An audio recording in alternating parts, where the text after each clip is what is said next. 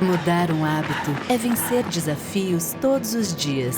Eu desafio você a colocar mais cor no seu prato. A fazer amigos no modo offline. A respeitar o planeta, nos mínimos detalhes. A fazer da gentileza uma prioridade. E mesmo quando parecer impossível, ser mais forte que o sofá. Acesse mudeumhabito.com.br e escolha um desafio para você e compartilhe. Cuidar de você. Esse é o plano. Unimed. Olá, estamos começando o programa Bem Viver dessa semana. No dia 15 de fevereiro, nós estamos com o Dia Internacional da Luta contra o Câncer Infantil. E hoje nós estaremos conversando com a doutora Cibele Lousada sobre este assunto.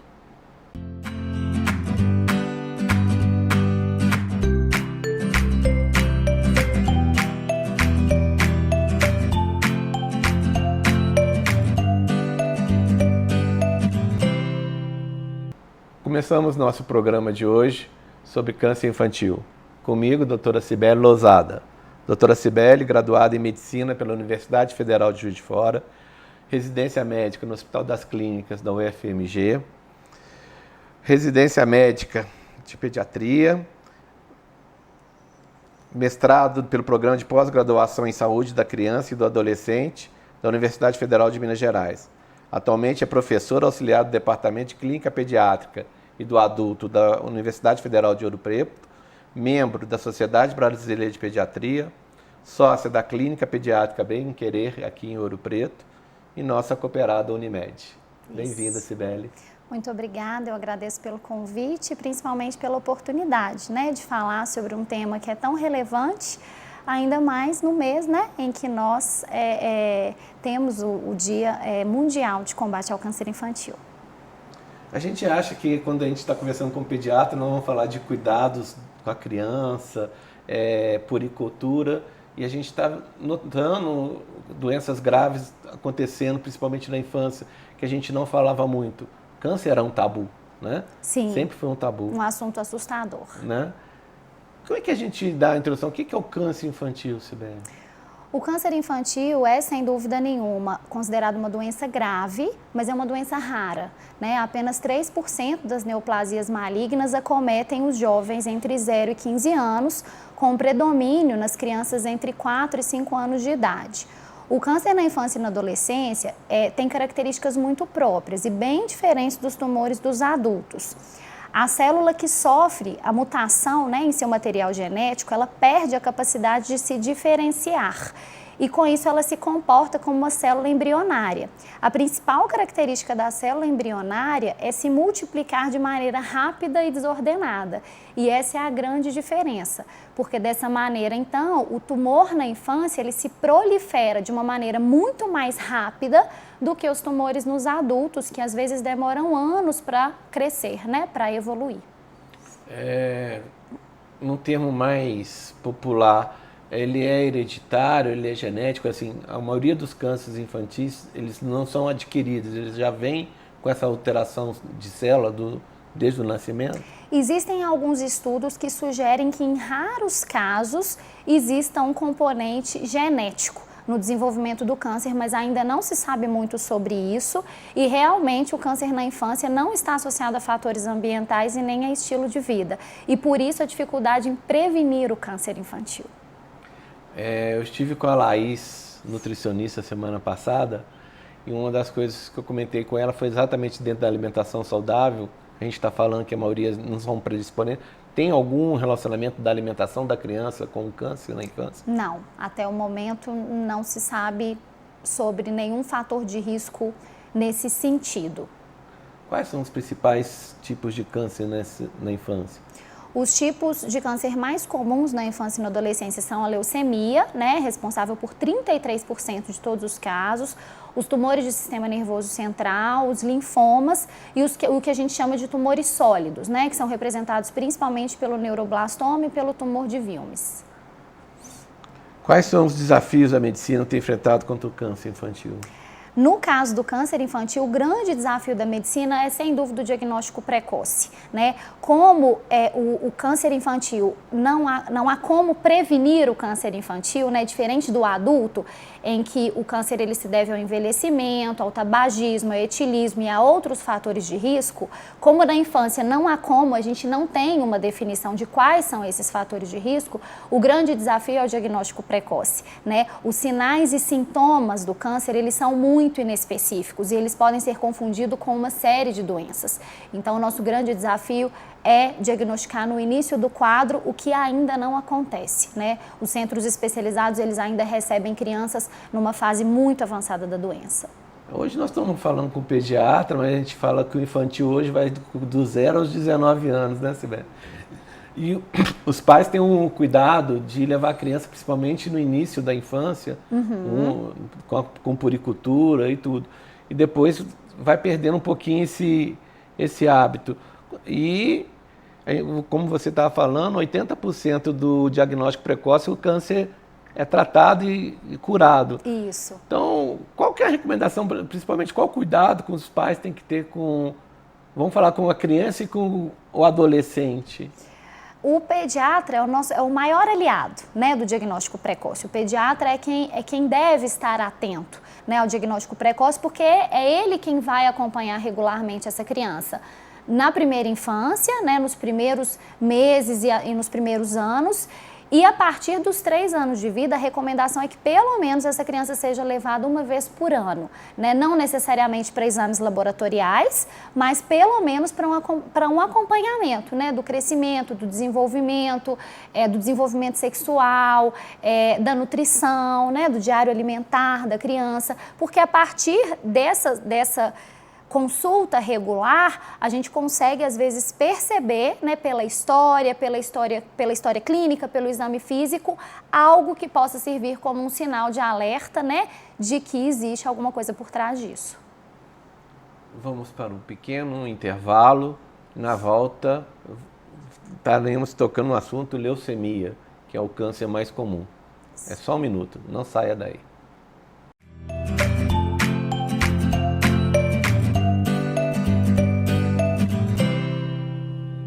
Mudar um hábito é vencer desafios todos os dias.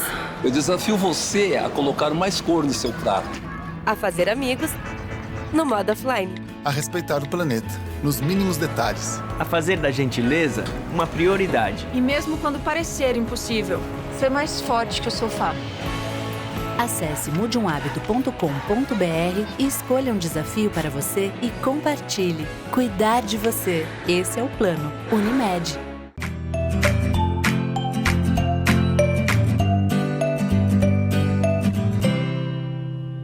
Estamos de volta com o programa Bem Viver, hoje com a doutora Sibeli Lozada, estamos falando de câncer infantil. Sibeli, só pegando o gancho que a gente estava conversando antes, do cuidado que os pais têm que ter, dos pequenos sinais que tem que ter, e eu passei por isso uma época, minha filha teve linfoma, e durante 6 meses ela só me mostrando um gângliozinho, uma íngua no pescoço, e o pai aqui passou despercebido, na hora que fui ver, minha filha estava com linfoma. Quais são esses sinais, pequenos sinais, que chamam a atenção que o meu filho pode estar com câncer? Bom, os sinais e sintomas de alertas que nós mais citamos, né, são, em primeiro lugar, uma perda de peso inexplicável e evolutiva, né, e contínua, sem que isso tenha relação com uma mudança no padrão de alimentação da criança. Então, a criança ela continua tendo o mesmo padrão alimentar, mas ela tem uma perda de peso contínua e progressiva. Então, esse é um dos sinais mais importantes. Uma dor de cabeça acompanhada de vômito, principalmente pela manhã, e uma dor progressiva. Então, uma dor que antes acontecia a cada 15 dias, agora ela acontece toda semana, depois ela passa para 2 vezes na semana, ou começa a ser uma cefaleia diária. Então, uma dor progressiva, ela aumenta a intensidade, ela aumenta em frequência, e é uma dor que se torna incapacitante. Então, a criança, ela deixa de fazer atividades que antes ela fazia. Então, ela para de brincar, ela interrompe uma atividade por causa da dor.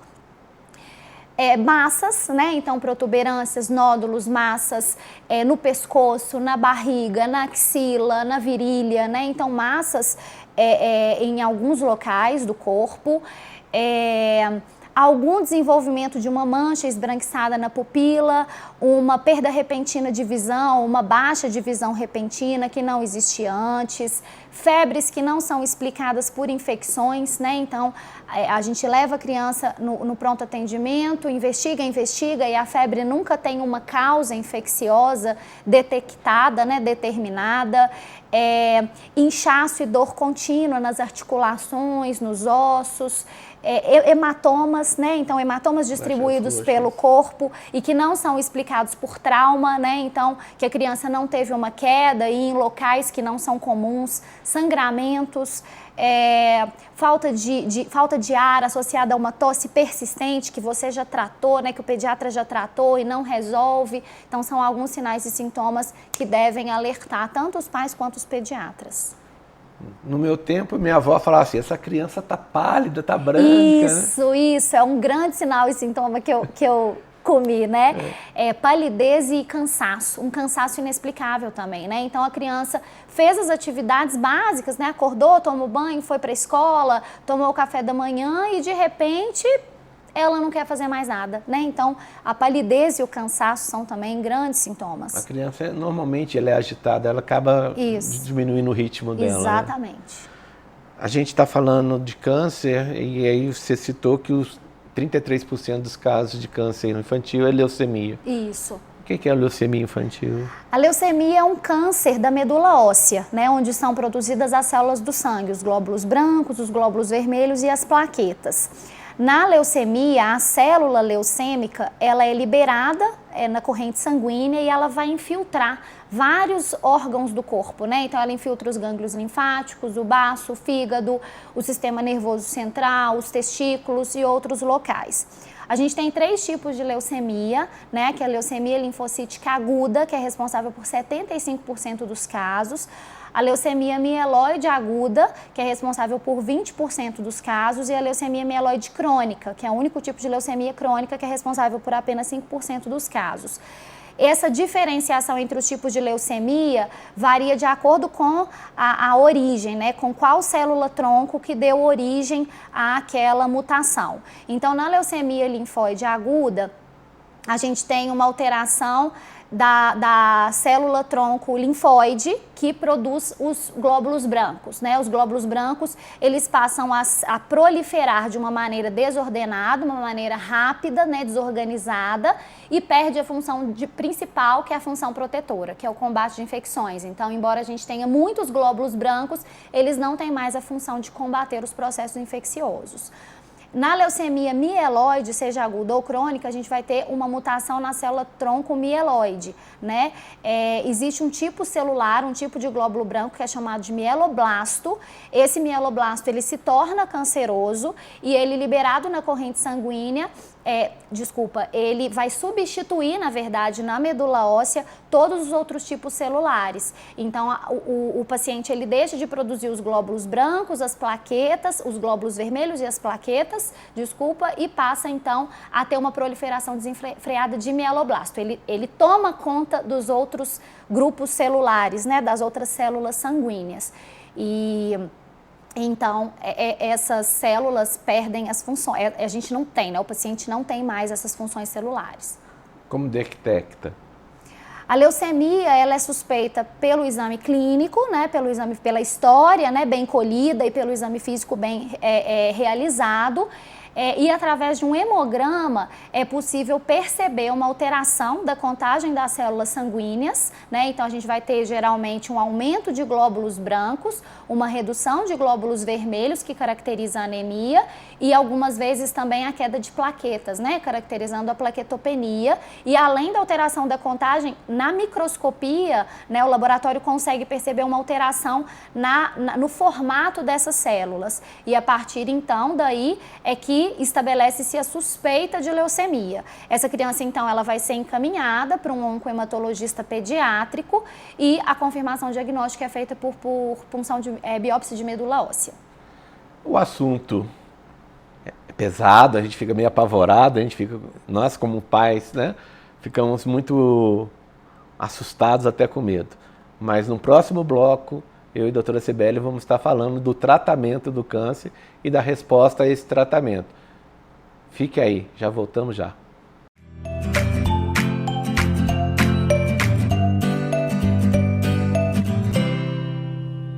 Mudar um hábito é vencer desafios todos os dias. Eu desafio você a colocar mais cor no seu prato. A fazer amigos no modo offline. A respeitar o planeta, nos mínimos detalhes. A fazer da gentileza uma prioridade. E mesmo quando parecer impossível, ser mais forte que o sofá. Acesse mudeumhabito.com.br e escolha um desafio para você e compartilhe. Cuidar de você. Esse é o plano Unimed.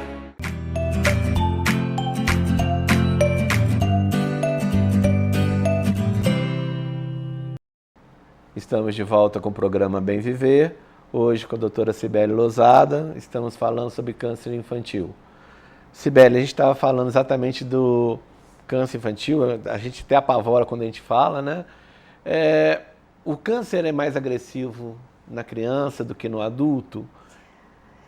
O câncer na infância e na adolescência, como eu disse, como existe uma mutação do material genético de uma célula e ela perde a capacidade de amadurecer e se comporta como uma célula embrionária e dessa maneira ela se prolifera de uma maneira muito rápida e muito desorganizada, o câncer na infância, ele se desenvolve de uma maneira muito mais rápida, né? Mas, por outro lado, como são células indiferenciadas, a resposta ao tratamento é muito melhor do que nos pacientes adultos, né? O tratamento, ele se baseia, né, basicamente na quimioterapia. Então, são raros os casos que precisam de radioterapia, até porque a radioterapia ela traz efeitos colaterais muito desastrosos na infância, né? E alguns casos cirurgias, né, redutoras de massas, né, para remoção tumoral, mas em geral o tratamento se baseia na quimioterapia. E as crianças incrivelmente toleram muitas vezes, né, os efeitos maléficos dessa quimioterapia, né? O que mais, às vezes, dificulta o tratamento é a queda da imunidade, né? E aí as infecções oportunistas surgem e é o fator mais complicador do tratamento no câncer infantil. Principalmente a quimioterapia diminui muito, né? Principalmente Isso. no exame de sangue a gente vê muita anemia, baixa de leucócitos. Isso, né? Exatamente, plaquetas, né? Então, existe uma destruição global das células, né? Então, a criança fica muito debilitada. Mas a boa notícia é que se o câncer for diagnosticado precocemente, no Brasil a gente tem uma taxa de cura de até 80%. Né? Então, até 80% dos cânceres infantis, eles são curados. Aí vale o coração do pai também, né? O risco de recidiva, qual que é o prognóstico depois do tratamento do câncer? A gente está falando de cura, né? Sim, o acompanhamento, ele é feito por 5 anos. Então, o paciente ele pode ser considerado livre da doença, em geral, em 5 anos de acompanhamento. Então, ele faz as fases de tratamento, existem várias fases, né? Fases de indução, de consolidação, de manutenção de tratamento. E depois de terminado o tratamento, essa criança é acompanhada por mais 5 anos e, estando ela livre da doença, ela pode ser considerada curada após esse período. Além das consultas rotineiras com o pediatra, alguma forma de prevenção? Não, infelizmente, a grande dica, né, sobre o câncer infantil é definitivamente a conscientização dos pais, dos cuidadores, né, dos pediatras, né, em geral, para que esse diagnóstico seja feito de maneira precoce, para que essas crianças sejam encaminhadas para os centros de referência, né? O nosso centro de referência, né, vai ser o tratamento em Belo Horizonte. A gente não tem, né, na região dos Inconfidentes, nenhum serviço especializado no tratamento do câncer infantil. Então, em Belo Horizonte, a gente tem alguns centros de referência, sejam eles públicos ou particulares, né? Então, o nosso grande esforço deve ser no intuito de fazer diagnóstico precoce e encaminhar essas crianças cada vez mais precocemente para um tratamento em um centro especializado. E aí a gente consegue atingir essa taxa de cura de até 80%. E acabar com esse tabu, né? E acabar com esse tabu, conversar sobre isso, sobre os sinais e sintomas, né? Mas sem se esquecer que câncer é raro, né? Porque senão os pais ficam apavorados e acham que tudo que a criança tem vai ser câncer. E, na verdade, uma conversa com o pediatra pode solucionar essa dúvida. E tomar alguns cuidados com a internet? Muitos cuidados, né? A internet, ela pode ser uma grande aliada, mas ela pode ser uma enorme vilã, né? E trazer muitas informações equivocadas, né? Então, sempre buscar o pediatra de referência para esclarecer todas as dúvidas. Bom, estamos chegando ao final do nosso programa. Agradecer a Cibele pela participação. Te deixar livre para falar um pouquinho quais são as suas recomendações para os pais hoje.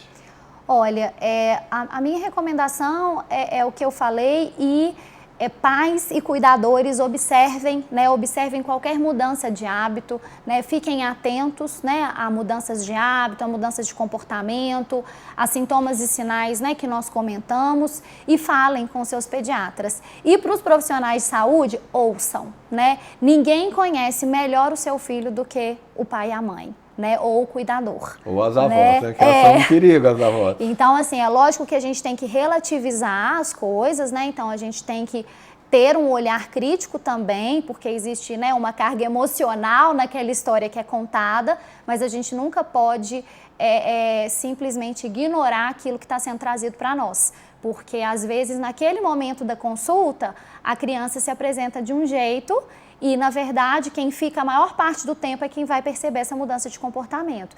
Então, os pais e cuidadores devem ficar atentos e nós, profissionais da saúde, também devemos valorizar o que eles trazem para nós.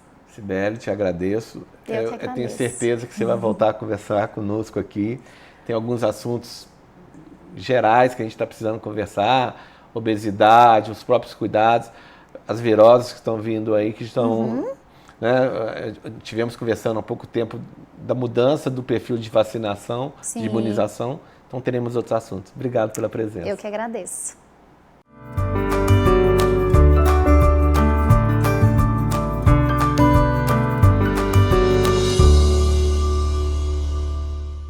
Mudar um hábito é vencer desafios todos os dias. Eu desafio você a colocar mais cor no seu prato. A fazer amigos no modo offline. A respeitar o planeta, nos mínimos detalhes. A fazer da gentileza uma prioridade. E mesmo quando parecer impossível, ser mais forte que o sofá. Acesse mudeumhabito.com.br e escolha um desafio para você e compartilhe. Cuidar de você. Esse é o plano Unimed.